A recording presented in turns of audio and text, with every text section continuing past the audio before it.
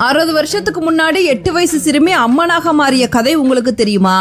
1956ஆம் ஆண்டு லலிதா அப்படிங்கிற 8 வயசு சிறுமி காரைக்குடிக்கு அருகில் இருக்க மீனாட்சிபுரத்துக்கு உடல் முழுவதும் அம்மையோட வந்திருக்கா. தான் சமயபுரத்திலிருந்து வந்திருக்கதா அந்த ஊர் மக்கள் கிட்ட சொல்லியிருக்கா.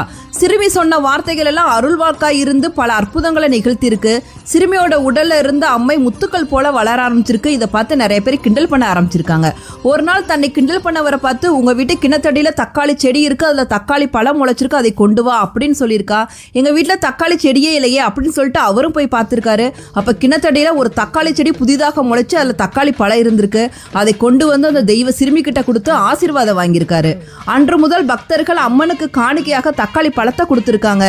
ஒரு நாள் அந்த தெய்வ சிறுமி, நான் மகமாயாக இதே இடத்தில் இருந்து அருள் பாலிப்பேன் அப்படின்னு சொல்லிட்டு அதே இடத்தில் முக்தி அடைந்தால் அந்த தெய்வ சிறுமிதான் முத்து மாரியாக கருதி மக்கள் வழிபடுகின்றனர்.